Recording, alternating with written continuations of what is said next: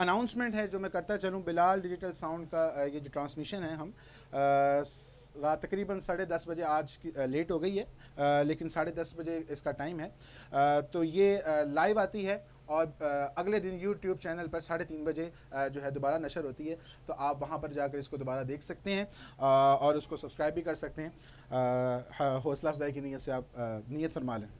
اچھا علامہ صاحب،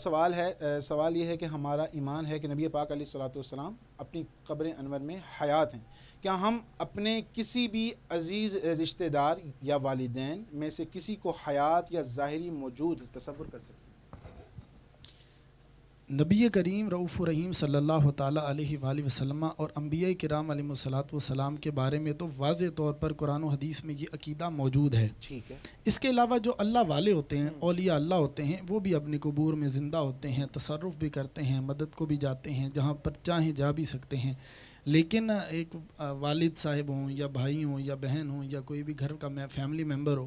تو اس کے بارے میں یہ سمجھنا میرا خیال ہے کہ خاصا دشوار نظر آتا ہے، کیونکہ عمومی طور پر اگر تو وہ ولی اللہ ہے، مشہور ہے کہ یہ ولی اللہ ہے، بہت زیادہ متقی ہے، پرہیزگار ہے، صوم و صلات کا پابند ہے، کبھی نماز تو دور کی بات جماعت بھی نہ رہی ہو، اور اس طرح کا اگر معاملہ ہے اور اس کا خاتمہ بالایمان ہوا ہے اور دیگر سارے معاملات ہیں، دیگر سارے قرائن اگر موجود ہیں، تو پھر اس بارے میں یہ سمجھنا کہ یہ جو فوت ہوا ہے، چاہے باپ ہو چاہے کوئی بھی ہو، پھر یہ حسن ظن رکھا جا سکتا ہے کہ یہ اتنا متقی پرہیزگار اور شریعت کا عامل ہے، ہو سکتا ہے یہ اللہ کا ولی ہو، اور یقیناً اللہ تبارک و تعالیٰ کے جو ولی ہیں وہ اپنی قبور میں حیات ہیں، اور وہ جب چاہیں جہاں چاہیں جا بھی سکتے ہیں، تصرف بھی کرتے ہیں، اور اسی طرح نبی کریم علیہ الصلاۃ والسلام اور دیگر انبیاء کرام علیہ الصلاۃ والسلام بھی اپنی قبور کے اندر حیات ہیں۔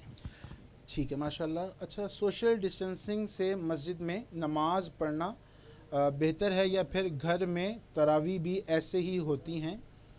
جمعہ کی نماز بھی وہ بھی ماسک پہن کر؟ اس حوالے سے شاید 2-3 مسائل انہوں نے۔ جی میں مختصراً عرض کرتا ہوں، سوشل ڈسٹنس کے ساتھ جو ہے وہ نماز جو ہے وہ پڑھنا یہ جائز نہیں ہے۔ کندھے کے ساتھ کندھا مس یعنی ٹچ کیا ہوا رکھنا واجب ہے۔ صحابہ کرام علیہم رضوان کے بارے میں آتا ہے، وہ کہتے ہیں کہ ہم صفوں کے اندر اس قدر کندھے سے کندھا مس کر کے کھڑے ہوتے تھے کہ یوں لگتا تھا کہ ابھی ہمارے کپڑے پھٹ جائیں گے،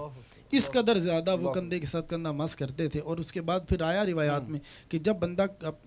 دو بندے نماز کے دوران جب وہ گیپ لاتے ہیں، کندھوں کے درمیان میں گیپ آتا ہے، تو شیطان داخل ہوتا ہے۔ تو یہی وجہ ہے کہ آج ہماری قدورتیں اور نفرتیں ختم نہیں ہوتی کہ ہم نے نماز میں صفوں میں گیپ ڈالا، جس کی وجہ سے شیطان جو ہے وہ ہمارے درمیان گھسا اور اس نے ہمارے اندر قدورتیں وغیرہ پیدا کی۔ تو اس وجہ سے جو ہے وہ صفوں میں فاصلہ کر کے نماز نہیں پڑھی جائے گی۔ جو پچھلے سال ہوا اور جو علماء کرام نے، علماء اہل سنت نے یہ کہا کہ صفوں میں فاصلہ ڈالا جائے، تو وہ اس چیز کو سمجھا جائے کہ وہ اس لیے تھا کہ روایت میں آتا ہے کہ جب دو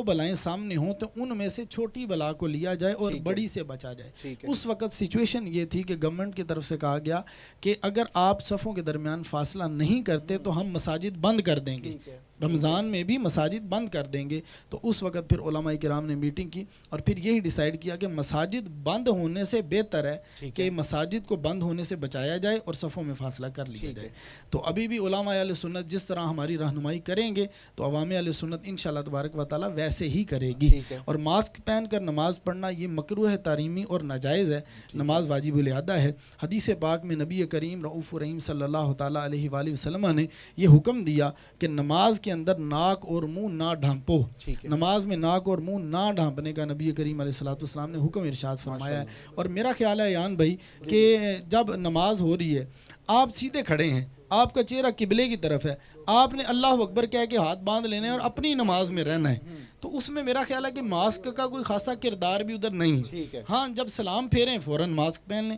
جب مسجد میں آئیں ماسک پہن کے آئیں، نماز کے انتظار میں بیٹھیں تو ماسک پہن کے بیٹھیں، اس میں کوئی مذائقہ نہیں۔ لیکن جب آپ نماز پڑھ رہے ہیں، آپ کا دھیان سیدھا ہے، آپ قبلہ رو ہیں، آپ کے ساتھ نمازی کھڑا ہے، اس نے آپ کو کیا کہنا ہے کہ ماسک نہ ہونے کی وجہ سے آپ بیماری میں مبتلا ہو جائیں؟ تو اس وجہ سے اللہ تبارک و تعالیٰ کی ذات پر بیماری ہے، ٹھیک ہے، پھیل بھی رہی ہے، سب کچھ ہے، لیکن اللہ تبارک و تعالیٰ کی ذات پر بھروسہ اور توکل نہیں چھوڑنا چاہیے کسی بھی حال میں، کہ اللہ تبارک و تعالیٰ ہی بیمار فرمانے والا ہے، وہی شفا دینے والا ہے۔ تو اللہ تبارک و تعالیٰ کی بارگاہ میں دعا کرتے رہیں کہ اللہ تبارک و تعالیٰ اس مہلک مرض سے تمام عالم اسلام کو محفوظ فرمائے۔ ٹھیک ہے، ماشاءاللہ۔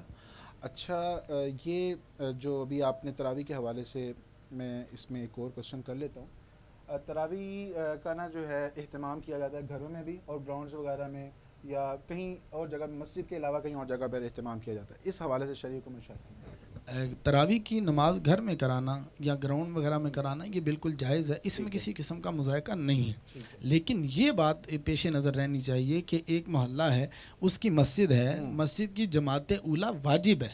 تو اب اگر کوئی حافظ صاحب مسجد میں نہیں جاتے, فرض نماز بھی پڑھنے نہیں جاتے اور گھر میں ہی نماز کرا رہے ہیں اور گھر میں ہی تراویح کرا رہے ہیں تو یہ فسق ہے. یہ واضح طور پر فسق ہے, اور ایسا شخص جو فسق کرنے والا اس کی تو امامت بھی خطرے میں پڑ جاتی ہے. تو اس وجہ سے چاہیے کہ جو فرض نماز ہے وہ مرد حضرات جو ہیں جس نے حافظ نے تراویح پڑھانی ہے وہ جا کے مسجد میں فرض نماز ادا کر کے پھر اس کے بعد گھر میں آ کر تراویح کی جماعت کروا سکتا ہے. اور اس میں پھر وہی احتیاط ہے جو پہلے ایک دو بار بیان ہو چکی ہے کہ غیر محارم جو عورتیں ہیں وہ وہاں پر شامل نہ ہوں, گھر کے مرد ہیں وہ ہوں, گھر کی عورتیں ہیں,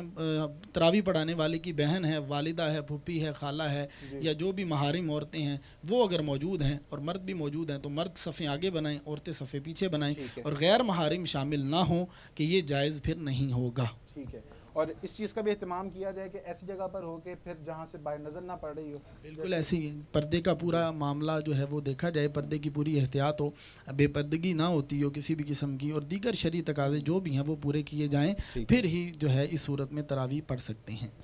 ٹھیک ہے. بچے کو اگر کنسیپٹ بتانا ہو کہ اللہ پاک کہاں ہے تو کیسے بتائیں؟ کیا اللہ ہر جگہ ہے, یہ کہہ سکتے ہیں؟ نہیں, یہ نہیں کہا جا سکتا کہ اللہ ہر جگہ, یہ کہنا جائز نہیں ہے,